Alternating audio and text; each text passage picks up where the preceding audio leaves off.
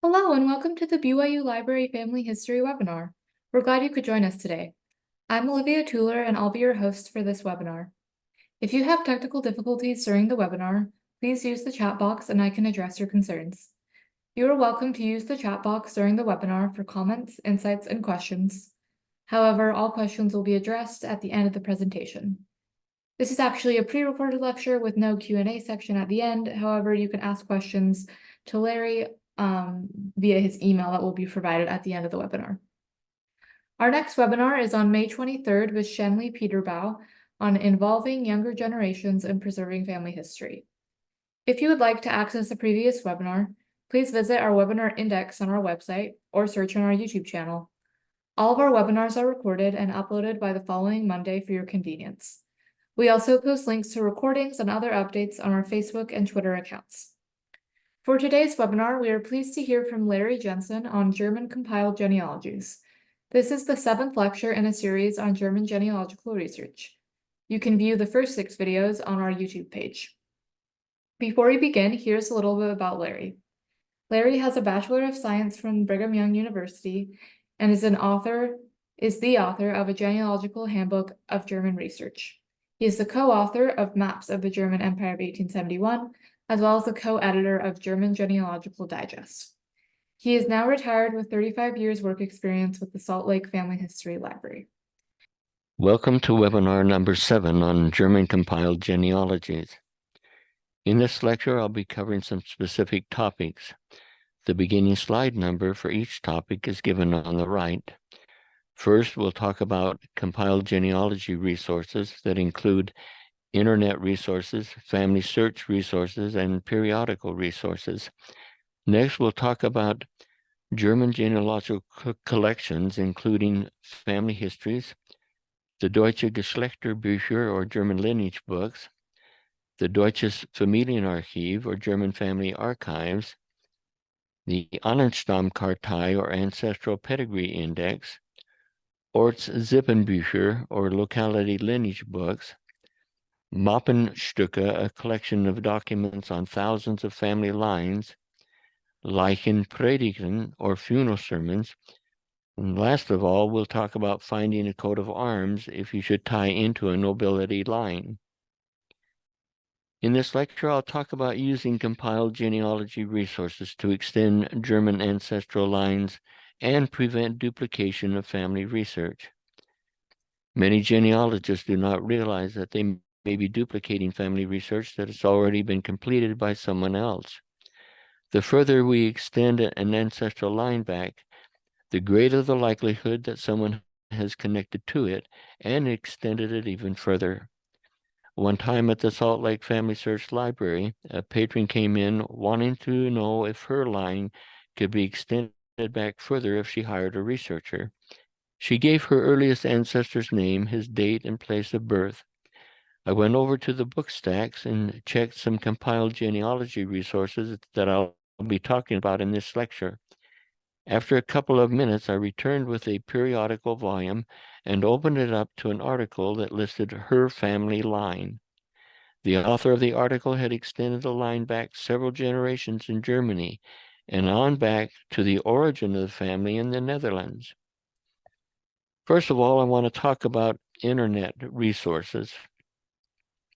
I was helping someone who was searching for an ancestor by the name of Engelke Ackermann.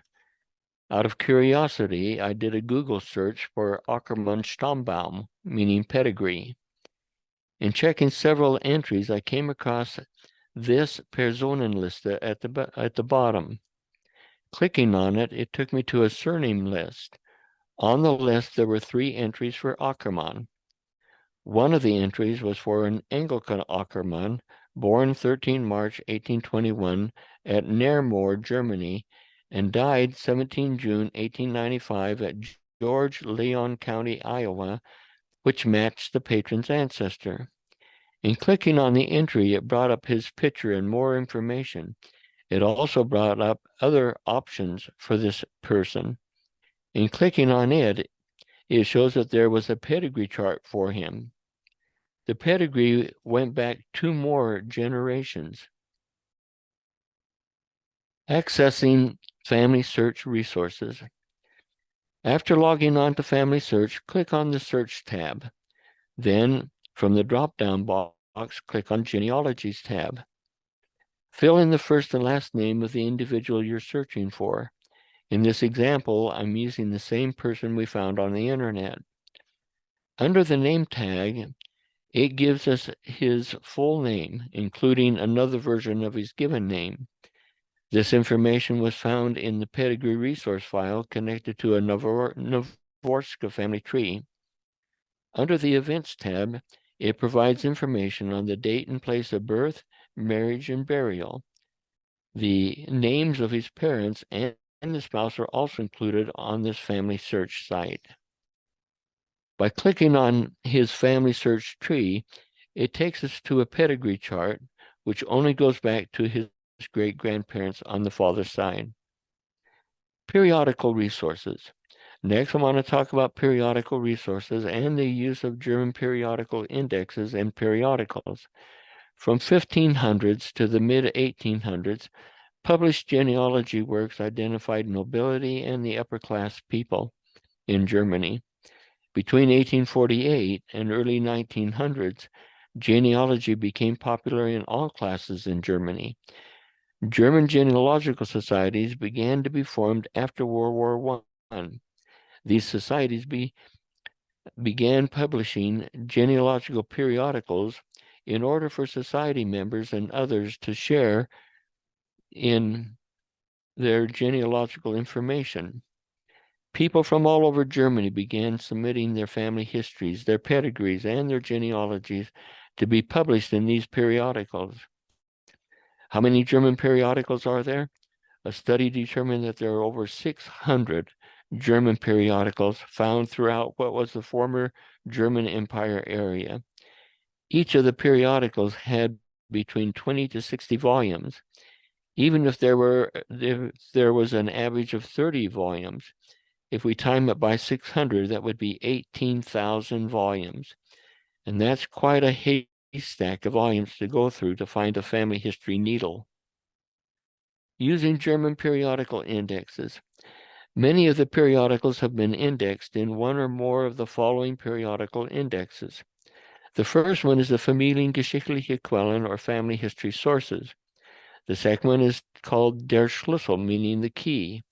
And the third one is Quellenschau for Familienforscher, or the show of sources for family research. The importance of German periodicals and periodical indexes.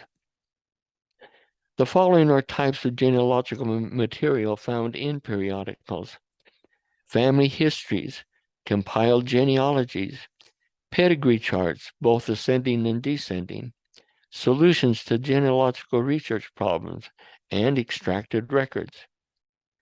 Family histories found in printed sources. So finding a family history begins by searching these three periodical indexes of sources of surnames and family histories. The following are examples of using these. The Familiengeschichtliche Quellen, the family history sources, is a 19-volume surname index of hundreds of German periodicals and other resources. It is an index of every surname listed in every periodical and resource included in the 19 volumes. A person came to the library looking to find information on their immigrant ancestor, Frank Jacobsmeyer, who settled in St. Louis, Missouri. The family had not been able to determine where he came from in Germany. They found their surname listed in Volume 3 of the Familiengeschichtliche Quellen. Following the name was the reference number 31. Turning to the front of the volume, all of the references are listed numerically. Number 31 was a family history of the Huxermeyer family. An index at the back of this family history book identified the page with the Huxermeyer descending pedigree that listed a Jacobsmeyer from Dürne. Dürne is in the Minden County of the Prussian province of Westphalen. Franz, or Frank Heinrich, was found in the Minden County immigration record, showing that he was born in the parish of Lerne on the 26th of February, 1820. This record gives his father's name as Carl Friedrich Jacobsmeyer, his mother as A.M. Paulmeyer, and Franz, who immigrated in 1839. Der Schlüssel. This next example is taken from the periodical index called Der Schlüssel, or the key. It is a 9-volume work.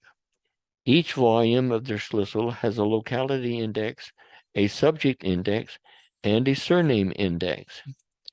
The indexes are author and title only. That means that only those names, subjects, and localities that are in the title, along with the names of the authors, are indexed. If there are other names, subjects, and localities listed in the article, they will not be indexed. In this example, we have the surname Fust, and the item number is 1349. In the front of each volume, each entry is in numerical order, which makes it easy to find the one you need. There are 4 things to look for when using this resource. First, the name of the periodical the article is in is given at the top of the page. For this one, it is the Hessische Familienkunde, or the Hessen Family Information. Second, the name of the author and the title are listed. The name of the author can be important because they often write other articles about the same family or the same town or area. By checking the surname index for the author's surname, you may find additional information. Third, the year following the title is the year that the article was published in the periodical. The years act as volumes. So this is volume 1968. Fourth is the page number that the article is on. This article is on page 1. This is the title page for the 1968 volume. And this is the page 1 of the article on the Fust family. Next, I want to talk about the Quellenschau für Familienforscher, or the show of sources for family researchers. The Quellenschau für Familienforscher is a 3-volume work outlined here in red. Volume 1 lists 4 indexes. The locality index is an index of cities and towns. The area index is an index of areas such as nobility, government, and cultural areas. The subject index is an index of subjects such as occupations, schools, or surname index or record types.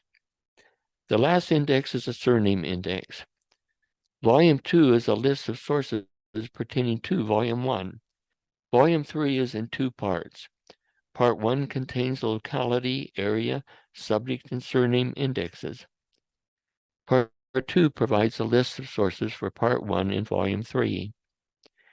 In the locality index, the cities and towns are listed alphabetically across the page, making it a little more difficult to search.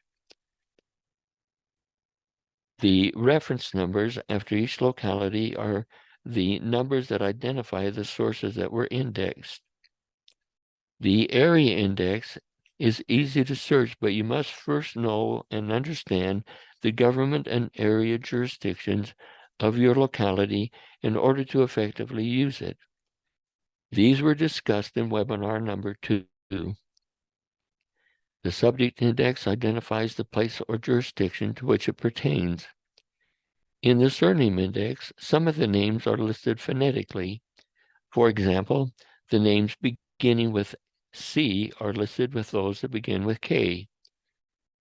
Another time, I was helping a patron at the Family Search Library who was trying to determine where his Nargong family came from in Germany. He hadn't been able to find any record in the United States that gave anything other than Germany. German surname books at the library did not list the Nargong name either. It was possible that the name may have been anglicized and changed after they came to America. In the Quellenschau für Familienforscher, under Personenregister, we found an entry that listed the Nargong family and gave the source number 197/H. In Volume 2, the source number 197 that pertained to the volume for 1928 was found. The periodical articles in this volume were listed from 197A to 197J. Entry 197H was titled Herkunft und Verbreitung der Familiennargang, or Origin and Distribution of the Nargang family name. At the top of the page, the name of the periodical was given as Mitteilungen der Hessischen Familiengeschichtlichen Vereinigung, or Messages of the Hessen Family History Society. This is the article on the Nargang family. This map shows the distribution of the Nargang family between 1520 and 1928. In 2020, the following 4 webinar lectures were created on using German periodicals and periodical indexes. The first one was Use of Periodical Index, der Schlüssel. The second lecture was Use of the Periodical Indexes, including Quellenschau für Familienforscher and Familiengeschichtliche Quellen. The third one is on Understanding German's Locality Jurisdictions. The fourth lecture is Searching Unindexed Periodicals using Periodicals and Family Search Library Catalog, and Searching Digitized and Online Periodicals. These lectures were presented and recorded online for the Brigham Young University Library. Instructions for accessing BYU webinar lectures on using German periodicals and periodical indexes. To access the 4-lecture series, click on the following website. Under webinar categories, click on Foreign Country Webinars. Near the bottom of the list are the 4 lectures on using German periodicals and periodical indexes. German genealogical collections. Whenever I assist patrons with their German research at the Family Search Library in Salt Lake, I would always ask if they had checked the following 6 genealogical collections. The first one, Family Histories. The Family Search Library has one of the largest collections of family histories in the world. Accessing family histories listed in the Family Search Library catalog. After logging into the Family Search, begin by clicking on the Search tab. Next, click on Catalog. Under the heading Search By, click on Surname. Type the family name or in the surname box.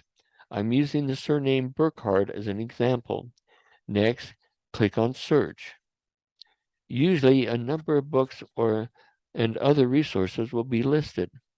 No matter how many are listed, it takes less than a minute to click on each one to determine if it's your family history or not. To demonstrate, I'll click on the book titled Pioneer Days of George H. Burkhardt. The first thing to look for are the notes on the middle and left side of the page. In the second paragraph, it begins with George Jacob Burkhardt's name. It then gives his birth and death years. The year the family immigrated is given next. After that, the place in Germany where the family was from is given. And next, it gives the place in America where they settled. The last thing is a list of family and relative names that are listed in the first paragraph. From this information, you can quickly determine if this is your family history or not. And if you had a Burkhardt family and the information in the notes matched with your family information, then this would have been your family history. The Deutsche Geschlechterbücher are the German lineage books.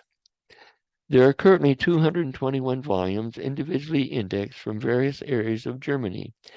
They are compiled from parish, vital, and other records.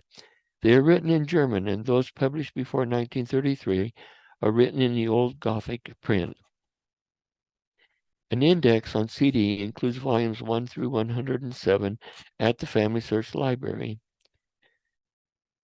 About 200 of the volumes are indexed in the 19-volume surname periodical index called the Familiengeschichtliche Quellen that I've already mentioned. Volumes may contain pedigree charts, portraits, and even family crests. On the title page, highlighted in blue, it says that these genealogical handbooks pertain to citizen families.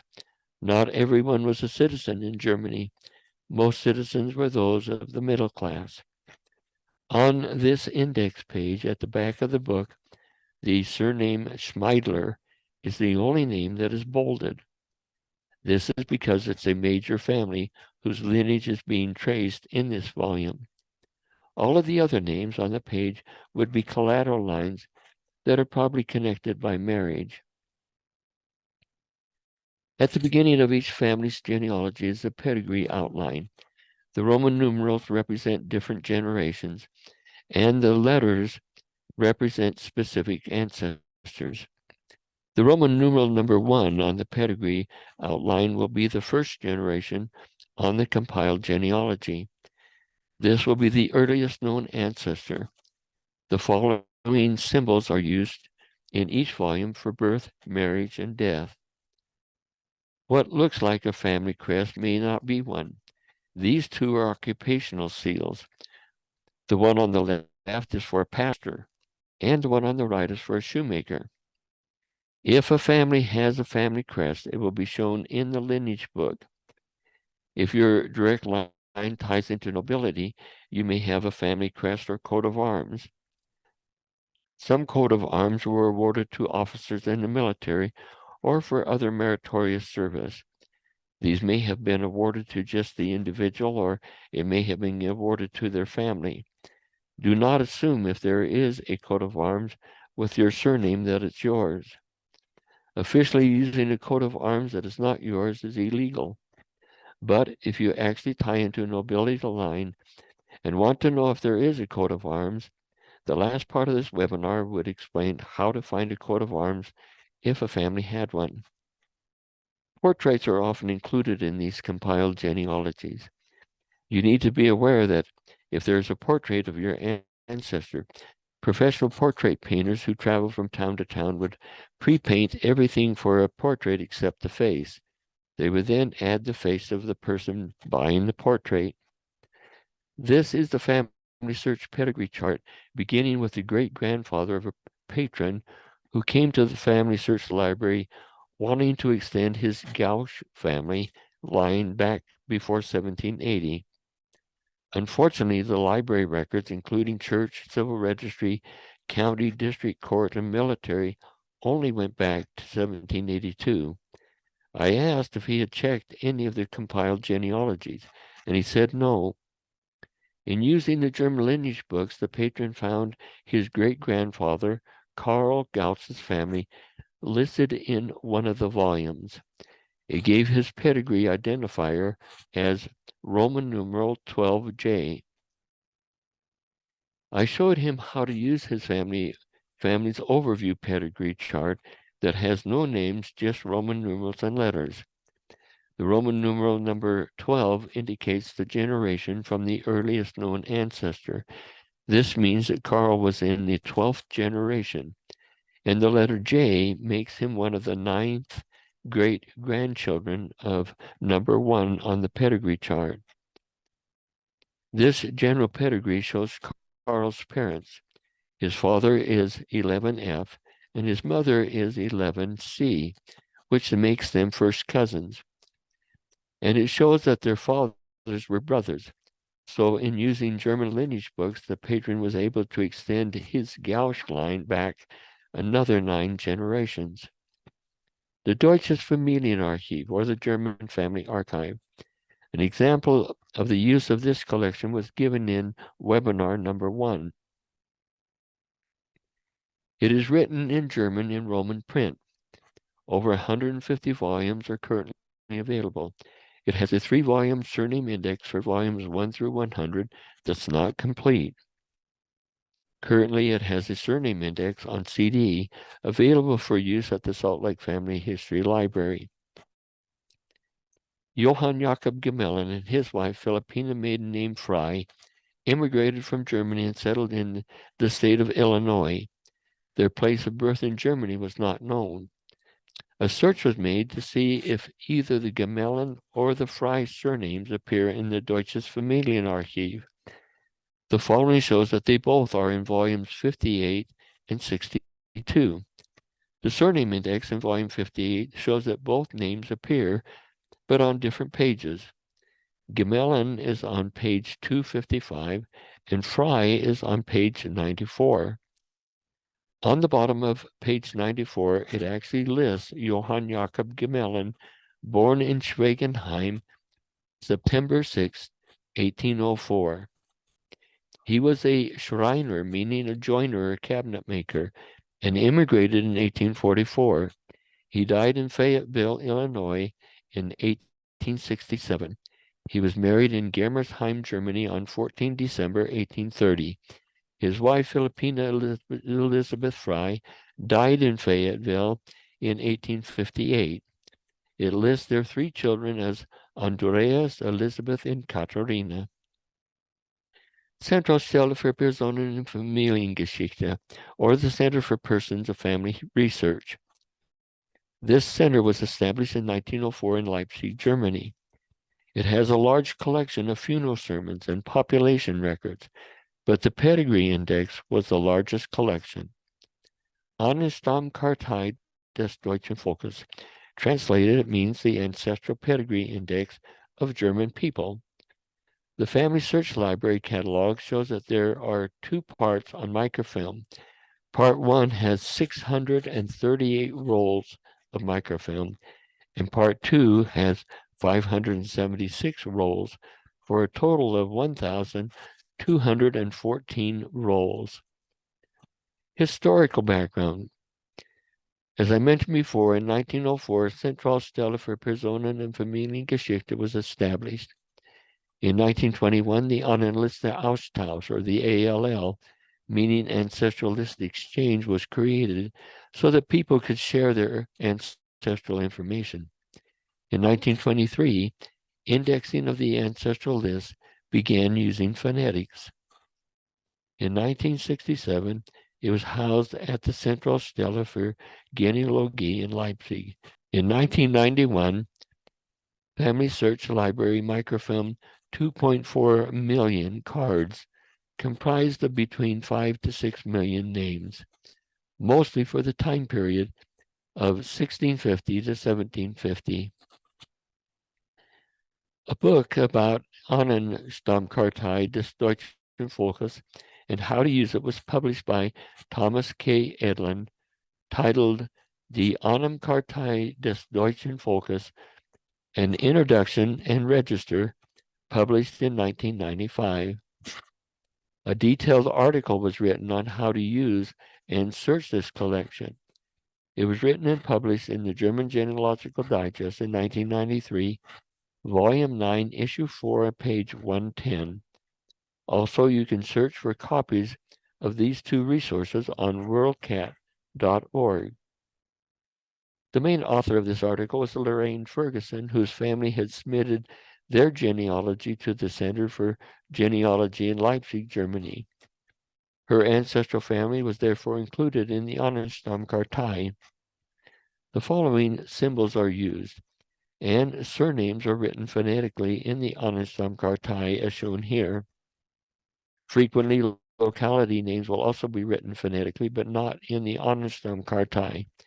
As this shows, the spelling of every locality was verified using the Myers Gazetteer. These are examples of the information found on the index cards that are created. This is an example of an Ahnenliste, or list of ancestors. All of the information that was found on the pedigree that was submitted was extracted and entered on the Ahnenliste. This list was arranged alphabetically by surname and then by generation. All of the data pertaining to each individual was then added following their name. Also included are special locality, subject, and submitter indexes. Locality and family lineage books. There are three types of locality and family lineage books. In 1933, a government official proposed extracting names and data from all of the parishes in Germany and compiling a single name index for each parish. These are called Dorfsippenbücher, or village lineage books. Before doing this, in 1937, the Arbeitsgemeinschaft für Sippenpflege, or the Workers' Society for Lineage Research, determined that there were about 52,000 parishes in Germany, 350,000 parish registers, and about 700 million parish entries. They employed 14,000 people. The goal was to complete 30,000 lineage books by 1970. By 1938, they had completed 30 volumes.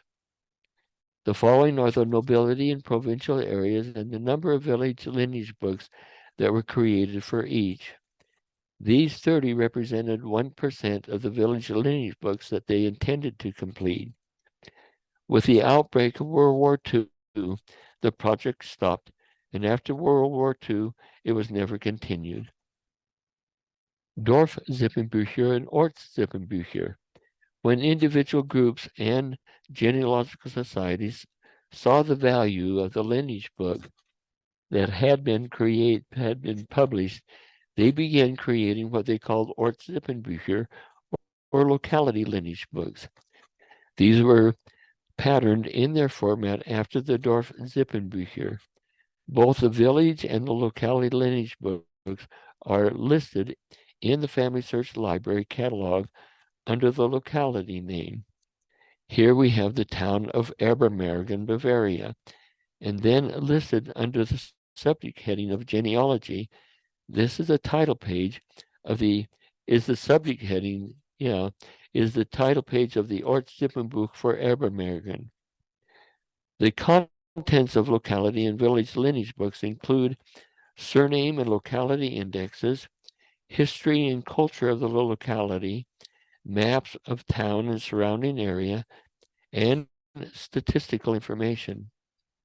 An article about the German village and locality lineage books was published in the German Genealogical Digest in 1991, Volume 7, Issue number 2, page 43.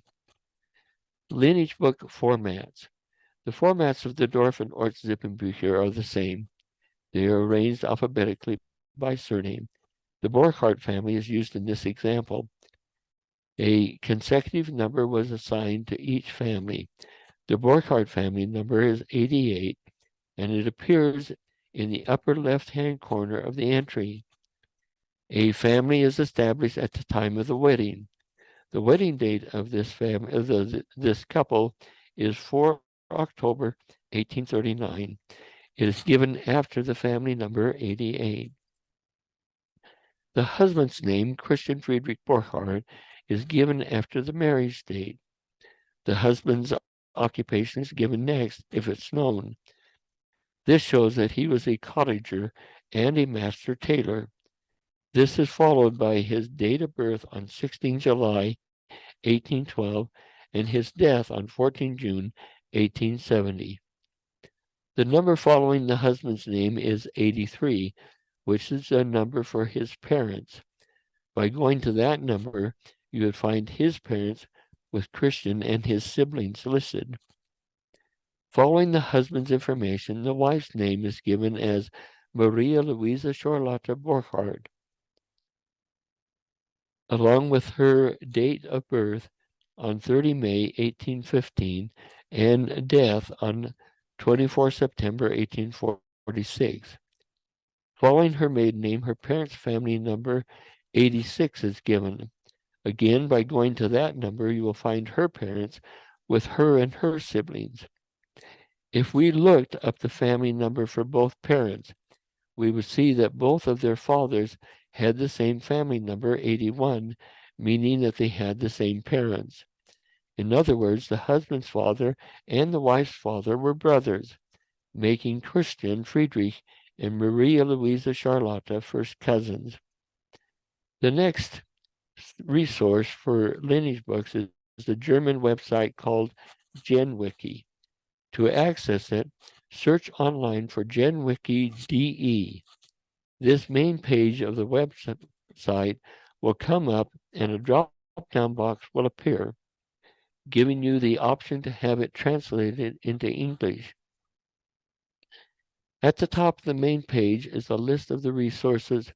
Included on this list of the resources called OFBs, which stands for Ortsfamilienbücher or locality family books. By clicking on OFBs, it takes you to the page that the Ortsfamilienbücher are on. The books are listed alphabetically by their locality name under the modern German state to which they belong. In this example, I will click on the town of Esslingen. This brings up historical and other information concerning the town of Esslingen. Next, click on the complete list of surnames under functions in the column on the left. This brings up the alphabet so that you can click on your surname. Here I'm clicking on the surname Autenried. After clicking on the surname Autenried, a list of those with that surname comes up, arranged alphabetically by given names with their birth information. The Mappen-Stücke. I'll talk about the Mappen-Stücke next. It is described as a monstrous collection of family history documents, including pedigrees, newspaper clippings, articles, family histories, etc. Mappe means portfolio, case, or envelope. Stücke means pieces. So in this case, Mappen-Stücke means an envelope or something that is filled with various pieces of genealogical data or information. This collection of genealogical material pertains mostly to the German people living in what was formerly the German Democratic Republic or East Germany. It is contained on 236 rolls of microfilm that are digitized, making it easy to search by surname or locality name. And it is made up of genealogical material found in about 30,000 family envelopes. Accessing the Mappen-Stücke in the Family Search Library catalog. After logging into Family Search, click on the search. Next, click on Catalog. Under Search By, click on Keywords. Type in Mappen-Stücke, and then click Search. A random list of surnames is listed representing the envelopes containing the genealogical documents for each family. Since there is no alphabetical order to the surnames, you must do a search by. To do a search by, hold the control key down. Second, type the letter F for find. Type your surname. In this example, I've done a control F and typed the surname Schunk. It immediately takes me to the Schunk name and states that the family was from Eisenberg in the Pfalz, Bavaria. On the right, it gives the film number 1945505 that the Schunk family documents are found on. There was one document. It is a printed pedigree for the Schunk family. It is a descending pedigree with the earliest ancestor listed before 1752, with the descendants listed down to 1820s. Leichenpredigten. We'll now talk about Leichenpredigten that are funeral sermons or obituaries. A detailed article about German funeral sermons was written in the German Genealogical Digest in 1992, the fourth quarter, volume 8, number 4, that explains what they were, what information they contained, and how to use them in genealogical research. Funeral sermons originated with the Lutheran Church in the mid-1500s. It began with the middle and upper class population, but by the 1600s it was common among most classes. There were two forms of funeral sermons. The first was the Orthodox form established by the Lutheran Church. In the Orthodox, the sermon was separate from the history and the praise. The second was the classical form established by the Catholic Church, which combined the praise with the sermon. The following are 6 different elements that made up the funeral sermons. The Titelblad is a title page. The Dedikation is the dedication. The Leichenpredigt was a devotional sermon. The Episedien, Gedichte, and Sprüche are poems and axioms. Then we have the Personalia, or the personal history. And finally, we have the portrait. The title page provides some information, but not much. You must have the name of the deceased. You have the name of the deceased and the name of the person who compiled it. This is usually a family member, which can be helpful. The dedication can be especially valuable because of the family members that could be listed. Catholic classical funeral sermons include praise and family information in the sermon and should always be searched. The Lutheran Orthodox funeral sermons usually do not include praise and family information, but they should be searched just to make sure. Latin and German poems and sayings do not provide family information unless it was written by a family member. The personal history provides the most information about the family, their lineage and relationships, including christenings, confirmations, and marriages. The accuracy of it depends on who the submitter was. The following is an outline of the family relationships that are found in the funeral sermon document. These are the contents from the actual funeral sermon of a document of a 17-month-old child. The name was Wilhelm Moritz Haken. The place of birth was Kolberg, Sachsen-Meiningen. The father's name was Wilhelm Moritz Haken. The mother is Katharina Storken. The father's father is Nelis Haken. The father's mother is Gertrude Bernavitzen, the daughter of Johann Bernavitzen. The mother's father is Alexander Storken. The mother's mother is Katharina Jacobs, the daughter of Hans Jacobs. The father's grandfather is Haken Nielsen. The father's grandmother is Katharina Hakens. The mother's grandfather is Paulus Storka. The mother's grandmother is Margarita Engelken, the daughter of Hermann Engelken. As was already mentioned, portraits are also added. Accessing funeral sermons found at the Family Search Library in Salt Lake City, Utah. The Family Search Library has acquired a number of indexes to funeral sermons, as well as collections of funeral sermons. Searching the library catalog for funeral sermons. You can search for funeral sermons in the library catalog either under the nobility or the provincial name, such as Germany Bayern, or under the city name as Germany Bayern Augsburg, and then under the subject heading of obituaries. Accessing funeral sermons in German periodicals.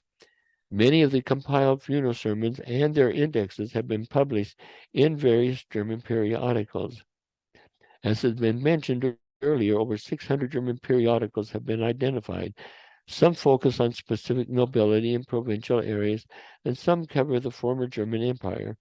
As can be seen on the map, the periodical called Archiv für Sippenforschung, or Archive for Lineage Research, has articles that do cover the whole empire. The one circled in red on the map pertains to an article on the right, which contains extracted funeral sermons from the Prussian province of Hanover. We've already mentioned funeral sermons in the periodicals. There have also been books published about them, such as the following. Funeral sermons in German repositories. Many of the collections of the funeral sermons have ended up in repositories such as the following in Berlin, Braunschweig, Lübeck, Pommern, and Westfalen. Locating archives with funeral sermons. The two-volume work called Minerva Handbücher Archive in deutschsprachigen Raum, or Minerva Handbooks, Archives in German-speaking Areas, is one of the best resources for identifying archives and their holdings. It even includes areas of Germany that were lost to other countries after World Wars I and II. A detailed description and its use were given in webinar number 2 in this series. In volume 1 of this set of books is the section on Minden City Archive. Under the heading Bestände, meaning holdings, it shows that there are 2,700 documents pertaining to funeral sermons. Indication of funeral sermons. If the ancestral town or area had death or burial records, they need to be searched. In searching an ancestor's death record, see if it indicates if a funeral sermon was given. In the following death record for Henry Teufel, the minister wrote, "Mit einer Leichenpredigt von der Kanzel," with a funeral sermon from the pulpit. Sometimes Leichenpredigt is abbreviated as LPR period or L period PR period. Whether there is an indication of a funeral sermon or not, a search of the funeral sermon should be made. Errors in funeral sermons. Were all funeral sermons accurate and without error? No. It's important not to assume all of the information in the funeral sermon is correct. Leichenpredigen were also referred to as Lügenpredigen, or lying or untruthful sermons. People were not that concerned whether the information was accurate or not. Information concerning the deceased ancestors was added at the end of the life story, and the more distant the relationship, the greater the probability of errors in names, dates, and places. The following are mistakes in names and dates with the correct names and dates written in parentheses. This is the funeral sermon of a Rosina Maria Sophia daughter, maiden name Husvedel. Her father was listed as Johann, but its actual name was Joachim Bernhard Husvedel. Her older sister was recorded as being married in 1759, but she was married 15 October 1754. It showed that her husband that she married was Johann Wilhelm Donner, 16 September 1764, but they were actually married on the 15th of October 1764. Her son was listed as being 18 years old, but it actually was 21 years old. Her daughter was listed as being 7 years old, but she was actually 3 years old. The case of the wrong ancestor.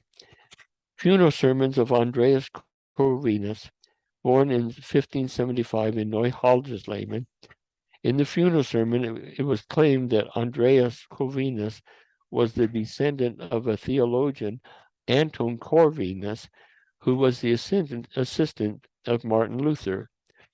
Anton Corvinus had 5 children. Only one daughter survived to have children, so Andreas Corvinus could not have been his descendant. Never assume anything and verify everything. So finding your coat of arms. Steps and resources to use to find a coat of arms. All of the books used in determining a coat of arms can be found at the Family Search Library in Salt Lake City. This is the first book to use. The title page gives the name as Generalindex zu den Siebmacherschen Wapenbüchern, 1605 to 1967. Translated, it means the General Index of Siebmacher's Coats of Arms Books, 1605 to 1967.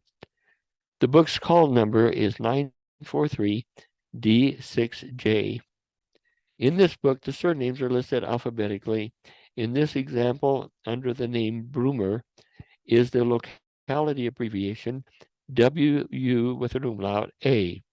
The WU is for Württemberg, and the A is for abgestorben, which means deceased.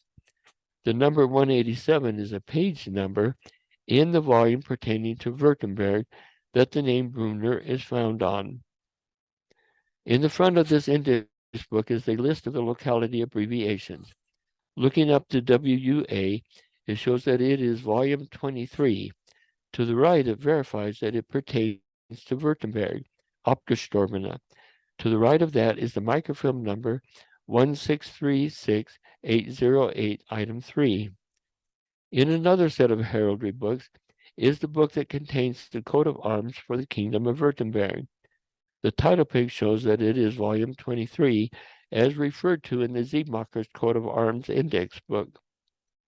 In the index to coat of arms, it stated that the Brumer name was on page 187. Turning to that page in volume 23, it shows the entry for the Brumer family. This entry provides the family information of Benedict Brumer from Behrenfeld. On the top right of the entry is a reference to a TAF period 100 or table 100. Turning to table 100 in the middle of the left side is the coat of arms for the Brumer family. This concludes webinar number 7 in our series of lectures on German research. All right, thank you so much for joining us today, everyone. We hope you'll join us next week for our webinar, which will be on May 23rd with Shenli Puderbau, and he'll be speaking on involving younger generations in preserving family history. A recording of this webinar will be made available next week. You can view that on our YouTube channel or our website. If you have any comments or questions, you can always email us at fh_webinars@byu.edu or follow Facebook and Twitter. Thank you and have a wonderful week.